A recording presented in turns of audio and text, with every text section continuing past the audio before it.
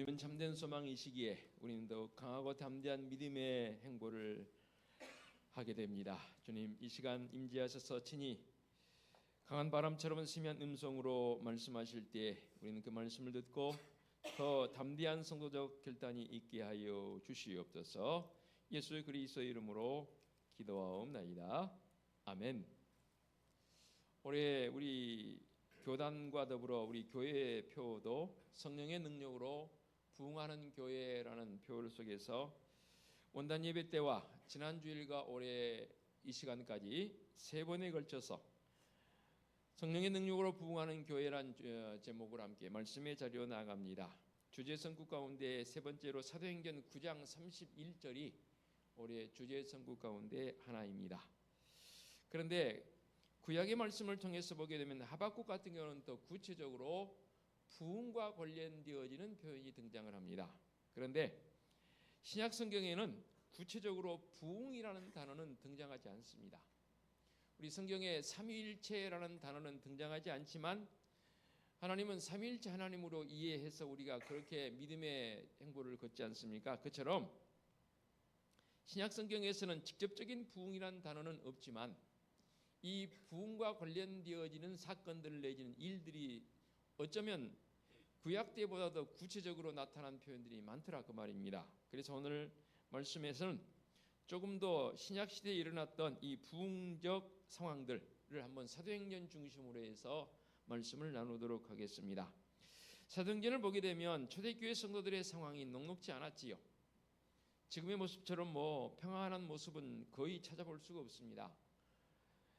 초대교회 성도들의 모습은 당시에 도전적인 모습도 있었지만 박해와 더불어서 또 교회 내부적인 갈등도 교회에 있음을 말씀을 통해서 읽어볼 수 있습니다. 그렇지만 초대교회는 부흥을 경험하는 그러한 일들이 또 부흥의 현상들이 말씀을 통해서 잘 드러나게 되는데 그 대표적인 표현이 바로 오늘 주제 선구이기도 하고 본문 말씀인 사도행전 9장 31절이 되겠습니다. 짧은 한 구절이지만 이 말씀 속에 주어지는 의미가 너무너무 깊습니다. 오늘은 조금 내용이 어려울 수도 있고요. 그리고 깊이 있게 들어가는 어찌 보면 학문적 요소가 더 짙게 들어가 있는 오늘 설교라고 여겨집니다. 이 주제 선구와 더불어서 여러분 혹시 더 구체적으로 읽고 싶으면 인터넷 SNS에 통해서 리서치를 해보게 되면 더 구체적으로 등장하니까 혹시 참고하실 분들 읽으면 좋겠고 저도 총회 주제 자료집을 중심해서 계속 주제 강의를 제가 지금 하고 있습니다. 설교하고 있습니다. 참고하시기 바랍니다. 신약에서 부흥의 원형으로 꼽을 수 있는 사례는 바로 사도행전에 기록되어진 예루살렘 교회이겠지요. 예루살렘에서 활동하던 초기 제자 공동체를 중심해서 교회의 부흥 운동이 일어납니다. 그 부흥 운동은 지역적으로 또 민족적으로 숫자적으로 상당하게 급격한 팽창이 일어나는 경우도 부흥이 일어나는 경우도 있음을 보게 됩니다. 예를 들면 이런 말씀들이죠. 사도행전 1장 8절 우리가 잘 알고 있는 말씀처럼 오직 성령이 너희에게 임하시면 너희가 권능을 받고 예루살렘과 온 유대와 사마리아와 땅끝까지 이르러 내 증인이 되리라 하시니라는 말씀처럼 지역적 과정, 확장, 예루살렘과 온 유대와 사마리아와 땅끝까지 이르러 내 증인이 되라 하신 말씀처럼 지역적 확장, 점차적 확장이 있었던 것을 보게 되고요. 또 사도행전 10장 45절에 보게 되면 베드로와 함께 할례받은 성도들이 이방인들에게도 성령을 부어주심을 보고 그들이 놀라게 됩니다. 유대적 관점에서 자기들만 성령이 임한 줄 알았는데 이게 아니거든요. 이방인에게도 성령이 임하니까 이 유대인들이 굉장히 놀란 거예요. 민족주의적 관점에서 자기 민족만 택한 줄 알았는데 아니라는 걸 느끼게 되고 그 놀라는 그런 장면도 나오고요. 또 사도행전 2장 38절 41절을 보게 되면 베드로가 설교를 하니까 무려 3,000명이나 회개를 하고 예수 그리스도를 영접하게 되는 사건이 등장합니다. 이런 사건으로 봤을 때에 숫자적 확장도 분명히 일어났음을 보게 되고요. 또 하나님의 말씀이 점점 왕성해져서 예루살렘에 있는 제자의 수가 더 심히 많아지고라는 사도행전 6장 7절의 말씀에도 표현되었고요. 오늘 주제의 말씀을 통해서 보이는 9장 31절의 하반절에 분명하게 표현하고 있습니다. 수가 더 많아지니라라는 표현. 첫 시간에 제가 소생이 뭐고 소성이 뭔지에 대해서 말씀을 드렸고, 지난주에 에스겔 선지자를 통해서 마른 뼈들이 살아나는 현상적 요소가 구약적 관점에서 봤을 때의 부흥적 요소라고 분명히 이렇게 말씀을 드렸습니다. 자, 그런 관점에 봤을 때 초대교회는 아무 문제와 도전이 없는 상태에서 부흥을 경험한 게 아니라는 거죠. 유대 종교 지도자들의 위협과 더불어서 또 믿음의 성들이 감옥에 갇히게 되는 투옥 현상, 심지어는 스데반 집사님 같은 경우는 순교를 당하게 되는 순교와 더불어서 말로 표현할 수 없는 직접적인 그런 박해가 주어진 것을 보게 되고, 또 로마의 황제들은 기독교인들을 소위 말해서 못 잡아먹어서 안달일 정도로 10명의 왕들이 거쳐가면서 로마 10대 바퀴라는 교회사회에서 굉장히 아주 험난했던 그런 기록들이 우리는 있는 것을 보게 되고요. 또한 이런 외부적인 박해도 있었지만 교회 내부적으로도 갈등이 있었다는 표현들이 사도행전에 심심찮게 등장합니다. 아울러서 지금처럼 학문이 발달하지 않았지만 신학적 논쟁들, 예를 들면 영지주의자들이 들어와서 예수 그리스도에 대해서 이러쿵저러쿵 성령시하신 예수님에 대해서 말하니까 교회 내에서 신학적 논쟁도 있었음을 보게 됩니다. 보십시오.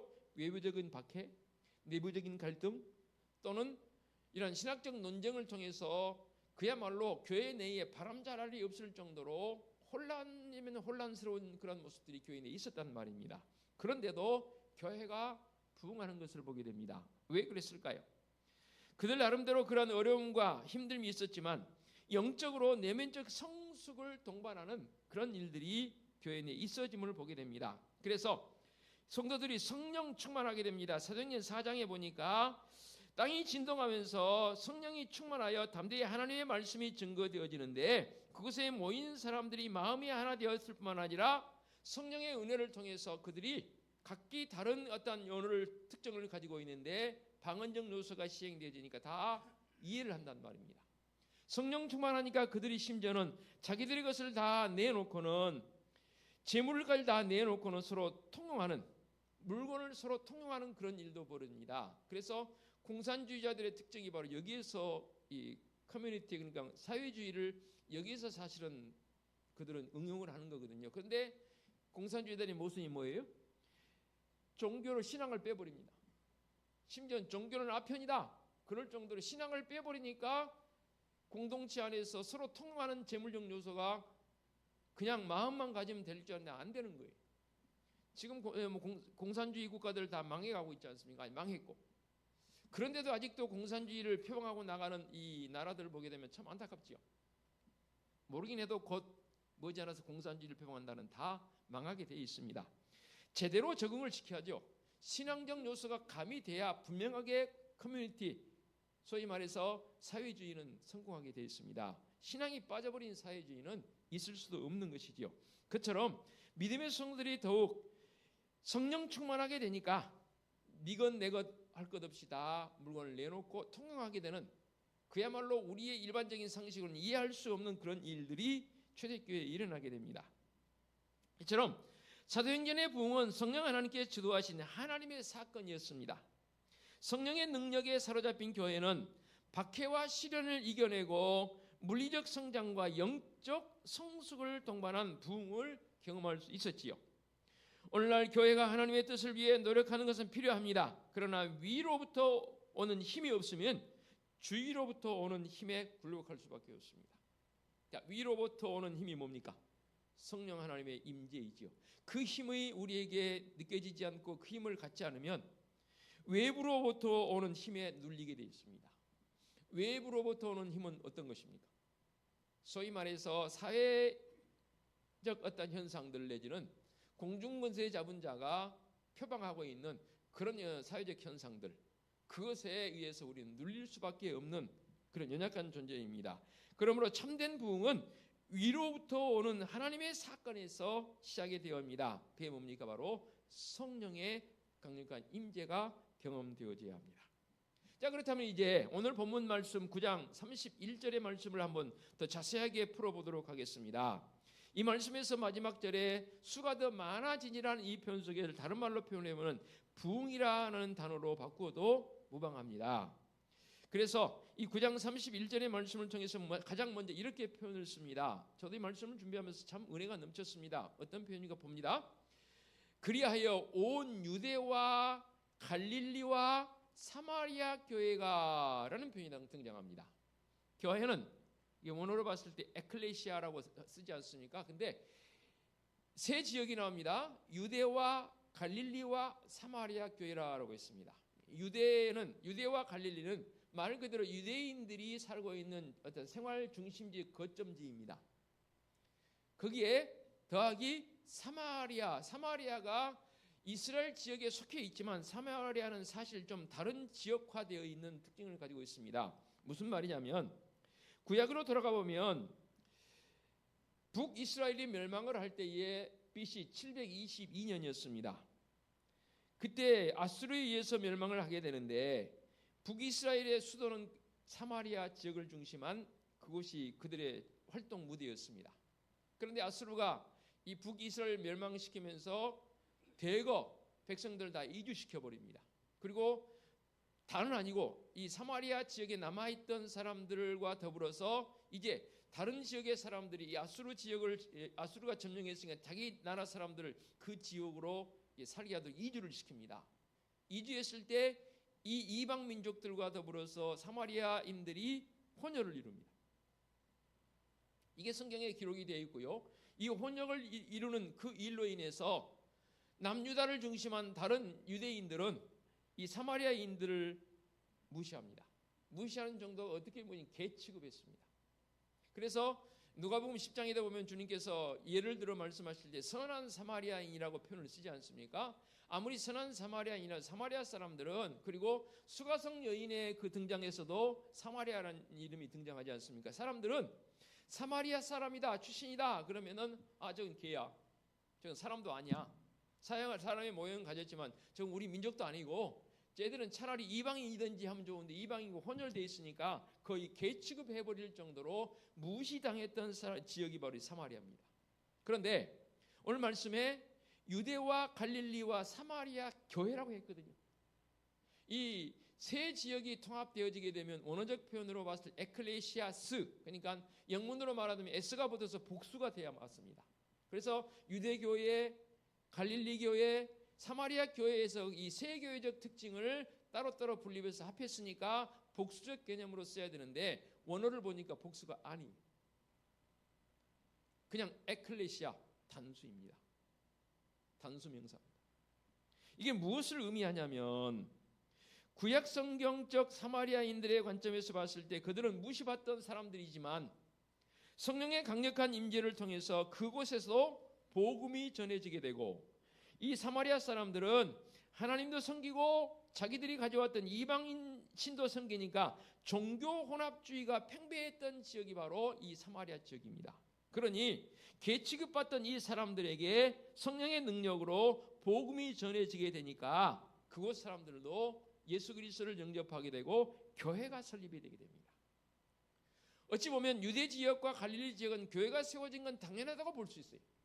그런데 이방화되어지고 개 취급받던 사람들에게까지 복음이 전해지고 그것의 교회를 세워졌는데 그 교회마저도 에클레시아스가 아니라 에클레시아, 그냥 단수 명사를 써서 이 세 교회를 통합을 시켰어요. 하나라는 거죠. 지금도 마찬가지입니다. 교회는 하나입니다. 우리 개개인의 모습이 다 교회라고 하지만 교회는 다 하나여야 합니다. 제가 지난주에 아주 충격적인 설교 한 편을 들었습니다. 어느 목사님, 젊은 목사님이 우리 교단은 아닌데 다른 타교단인데 이런 메시지를 증거하더라고요. 교회에서 싸우는 일은 있을 수 없는 일이다. 왜 교회에서 싸우느냐? 교회에서 싸우는 일은 사탄이 좋아하는 일이고 성령의 은혜를 받은 사람은 결코 교회에서 싸울 수 없는 일이다. 교회에서 싸움이 있는 교회라면 죄송하지만 그 교회는 사탄의 지배하는 교회라 나는 단언하고 싶다까지 그 목사님은 그렇게 선언을 하더라고요. 저는 그 말에 공감이 갑니다. 교회에서는 싸워서는 안 돼요. 싸움이 있을 수가 없습니다. 그런데 교회들이 얼마나 많이 싸운지 몰라요. 물론 학문적 신앙적 관점에서 소위 말해서 디베이팅, 영어로 말하는 그런 관점에서 싸움은 있을 수 있어요. 그런데 삿대질해 가면서 저주해 가면서 쌈박질은 세상 사람들이 싸우는 그런 그보다 더 심하게 싸우는 쌈박질들이 교회에 있더라는 거죠. 아니 있어 왔고 지금도 있어요. 이것에 대해서는 결코 바른 교회의 모습이 아니라는 거죠. 그런데 놀랍게도 이방화되어 있는 이 개취급받은 사마리아인들이 예수 그리스도를 영접하고 그들의 신앙이 변화되어지고 복음을 받아들이고 교회가 세워지게 됩니다. 유대와 사마리아가 예수 그리스도로 말미암아 갈등과 반목을 극복하고 한 교회를 이뤘다 그 말입니다. 이것이 바로 복음의 능력입니다. 초대교회의 성도들은 신분의 차이, 주인이 됐건 종이 되었건, 경제적 차이, 가진 자건 가지지 못한 자건, 성별의 차이, 여성이건 남성이건, 정치적 차이, 민족적 차이 다 극복했습니다. 이게 바로 성령의 능력이고 복음의 능력입니다. 진정한 부흥은 차별과 갈등을 극복하고 예수 그리스도 안에서 하나 되어지는 일이어야 합니다. 그리고 나서 그 다음 구절에 교회가 평안하여 든든히 서가고라는 표현이 있습니다. 여기서 평안히 서갔다라는 표현을 집중적으로 살펴보도록 하겠습니다. 우리 성경에서는 그냥 든든히 서가고라고 번역이 되어 있는데 원어적 표현에서는 직역을 해보니까 그런 표현보다는 세워져 가면서라고 표현되었습니다. 무슨 말이냐면 서갔다는 말은 자동사이고 세워져 갔다는 말은 수동태입니다. 뭔가의 외부적 힘에 의해서 세워져 가는 형태. 외부적 힘이 뭐냐? 바로 이런 표현을 썼더라고요. 신적 수동태. 하나님의 궁극적인 개입이 있음을 통해서 성령의 개입을 통해서 비로소 교회가 세워져 가는데 교회는 스스로 서가는 것이 아닙니다. 하나님에 의해서 세워져 가는 것이 교회입니다.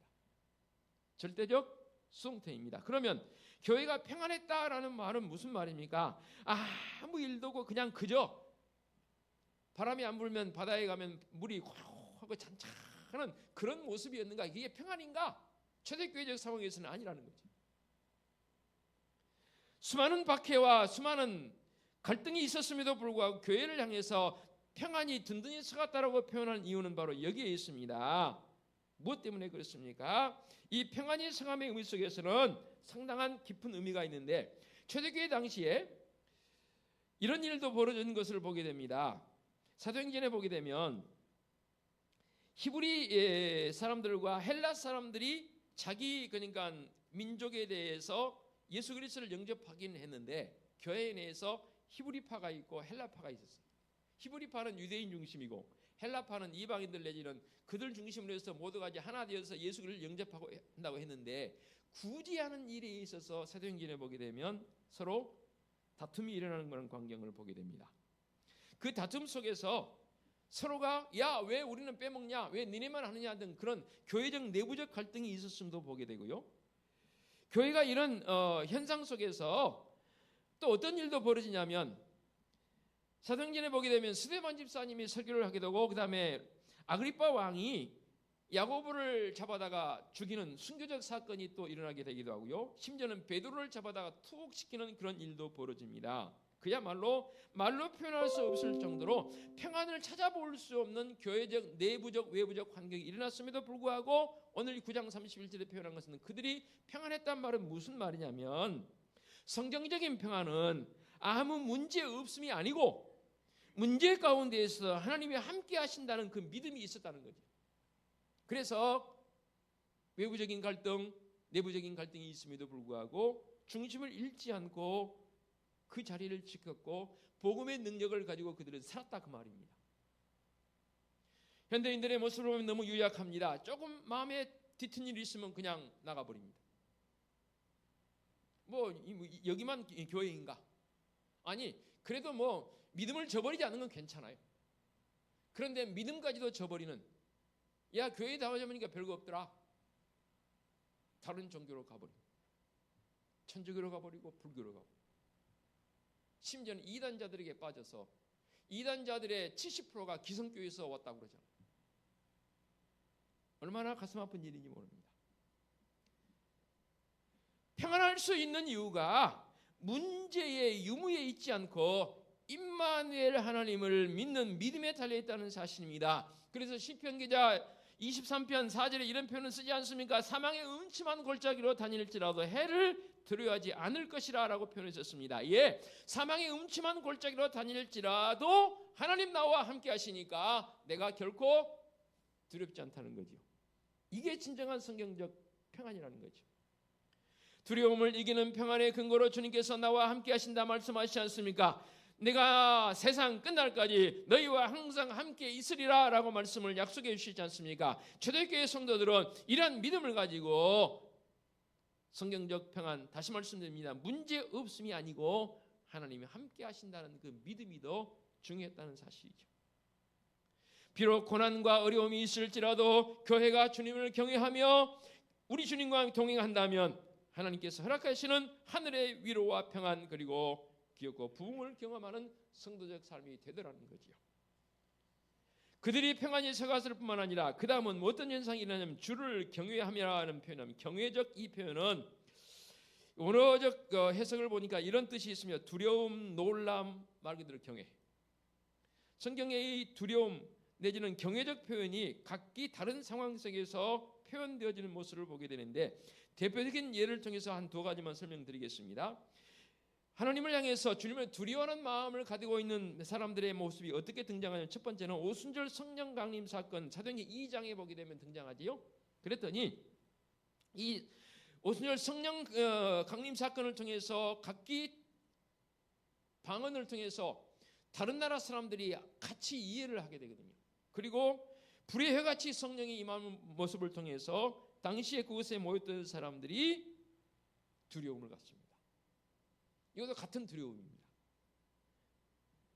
함께 거룩한 두려움을 갖게 되니까 표적과 기사가 일어나게 되고 성도들이 유무상통하게 되고 성전에 모이기를 힘쓰게 되고 기쁨과 순전한 마음으로 서로 음식을 나누고 기도에 힘쓰게 되고 서로 칭송하고 그럼을 통해서 구원받은 자의 수가 날마다 더해졌다라고 사도행전 2장 44절 이하에서 기록이 되어 있습니다. 그러니까 그때 성령에 임했던 그 강력한 사건 이때 그곳에 모인 사람들이 다 두려움을 느낍니다. 자, 여기서 말하는 두려움 공포적 두려움이 아니죠. 그렇죠? 근데 같은 두려움이란 단어를 쓰는 사건에 보게 되면 아나니아와 삽비라 사건 사도행전 5장에 등장합니다. 아나니아 삽비라 사건을 보게 되면 그들이 속임을 통해서 결국 목숨을 잃습니다. 베드로 사도가 주관해서 했을 때 각기 유무상통하는 사장에서 유무상통하는 과정을 보고 이 아나니아 삽비라 자기들도 결단하죠. 우리도 우리 재산 팔아서 내놓자. 팔긴 팔았는데 일부 부분을 감추지 않습니까? 그럼을 통해서 부부가 따로 들어옴을 통해서 그 자리에서 죽습니다. 그 광경을 보고 사람들이 두려워하는 마음을 갖습니다. 여기서 말하는 이 두려움은 진짜 공포적 두려움이죠. 속였더니 죽어요. 또 한 가지 사건은 사도 바울이 복음을 전하면서 에베소에서 2년 동안 복음을 아주 강력하게 전하지 않습니까? 그때에 심지어는 사도 바울이 손수건이나 앞치마를 던졌을 때 그것을 만지기만 해도 신유적 사건, 치유의 사건이 일어나는 것을 보게 됩니다. 그때 유대 제사장 스게와의 7 아들들이 바울을 흉내냅니다. 그래서 진짜 이 귀신 들린 사람 앞에 흉내를 내니까 이 귀신이 말하죠. 야, 내가 예수도 알고 바울도 알거니와 너는 누구냐? 귀신이 오히려 이 스가의 아들들을 알아보지 않습니까? 그때 사람들이 그곳에서 이 광경을 보고 그리고 이 스가의 아들들이 아주 정말로 바울에 의해서 혼쭐나지 않습니까? 이때에도 두려움이라는 단어가 등장합니다. 두려움이라는 단어가 상황적 요소에 따라서 다르게 등장하는 모습을 보게 되는데 사도행전에서 바로 이러한 두려움이 등장하는 본문들은 교회의 부흥과 밀접한 관련이 되어 있습니다. 성령의 강력한 강림, 말씀의 선포, 표적과 기사가 나타나는 현장에 거룩한 두려움과 충격이 그곳에 임하게 됩니다. 그래서 그들은 찔림과 회개와 더불어서 하나님 앞에 더 기쁨으로 감사로 나가는 비로소 진정한 부흥의 모습이 그들에게 있는 것을 보이죠. 그래서 교회는 사랑의 공동체이기도 하지만 이와 같이 영적으로 거룩한 두려움이 나타난 곳이어야 합니다. 이러한 두려움은 사람의 권위나 힘에 의해서 오는 공포가 아닙니다. 성령의 임재와 역사와 거룩한 말씀에서 오는 하늘의 두려움이어야 합니다. 근데 언제부터인가 우리가 이 두려움을 잃어버린 것 같아요. 그리고 마지막에 이렇게 표현했습니다. 수가 더 많아지기 전에 어떤 위로를 받습니까? 성령의 위로를 받느니라. 자, 여기서 성령의 위로라는 말이 아주 중요합니다. 이 위로라는 단어가 원어로 파라클레토스라는 단어가 사용돼요. 파라클레토스는 사도 요한은 요한복음에서 보혜사라는 말로 표현을 합니다. 우리는 그렇게 번역을 해놨어요. 근데 영문에서는 보혜사라는 말이 없어요. 번역이 그 상황에 따라서 여러 가지 상황에 따라서 이 성령의 역사를 표현해놨는데 우리는 보혜사로 통칭을 했지만 오늘 말씀에서는 이 성령 하나님을 위로의 하나님으로라고 표현을 썼습니다. 위로하시는 영으로 우리에게 다가와서 표현을 썼는데요. 성령의 위로로. 저나 여러분 우리 모두는 위로받기를 원합니다. 그러나 사람의 위로가 아니라 성령 하나님의 위로, 그 위로를 통해서 새로운 힘을 얻기를 바랍니다. 그래서 영문을 좀 구티어 제가 빌려오겠습니다. 컴포터라는 단어를 썼습니다. 컴포터. 우리에게 다가오셔서 우리를 위로해 주시는 하나님, 위로해 주시는 성령님. 심지어는 성령 하나님은 나를 돕는 헬퍼가 되시기도 하고 나를 때로는 상대면 카운셀러가 되시기도 하고 그런 우리의 상황과 여건에 따라서 임재하시는 그 성령 하나님이 내게 경험되어질 때 이로 말미암아 마지막 그들의 삶 속에 일어나는 놀라운 부흥의 역사를 경험합니다. 수가 더 많아지니라. 사랑하는 성도 여러분, 길지 않은 시간에 이 9장 31절의 말씀을 살펴봤습니다. 부흥은 위로부터 오시는 성령 하나님을 통해서 주어지는 하늘의 사건입니다. 우리가 뭐 계획을 잘 짜고 하고 우리 뭐 어떻게 하면 좋냐 등등 아무리 우리가 힘쓴다 할지라도 하늘의 도우심이 없다면, 성령의 임재가 없다면 죄송합니다. 사람은 많이 모았을지 몰라도 그들을 진심으로 회개시키는 예수 그리스도를 영접할 수 있는 그 과정으로까지는 안 되더라고요. 그러나 성령 하나님 함께 하실 때는 놀라운 역사가 있는 줄로 믿습니다. 다만 우리는 성령의 임재를 위해서 기도해야 하고 거룩한 두려움이 회복되어지고 찔림과 회개를 통한 영적 성숙을 향해 나가는 성도적 삶이 되어야 할 줄로 믿습니다. 우리 하나님의 사건, 성령의 역사, 이를 통해서 교회가 성숙해지고 성령의 위로를 통해서 권능이 임하고 그러므로 우리 교회가 주님의 은혜 가운데 든든히 서갈 뿐만 아니라 부흥을 경험할 수 있는 성도적 삶이 되어지시기를 간절히 부탁을 드리겠습니다. 기도하겠습니다. 하나님 아버지 감사합니다. 성령의 강력한 임재를 통해서 초대교회가 부흥하는 모습을 말씀을 통해 살폈습니다. 초대교회 정말 상황만 그치는 것이 아니라 오늘 우리에게도 이 상황은 그대로 진행되는 줄로 믿습니다. 우리 성령 하나님 우리에게 인격적으로 임하셔서 그 능력으로 말미암아 개개인의 교회의 모습이 부흥할 뿐만 아니라 우리 함께 공동체를 이루고 있는 우리 은혜숲교회, 한국교회, 이 땅에 있는 교회들이 부흥하는 역사가 있게 하여 주시옵소서. 예수 그리스도의 이름으로 기도하옵나이다. 아멘.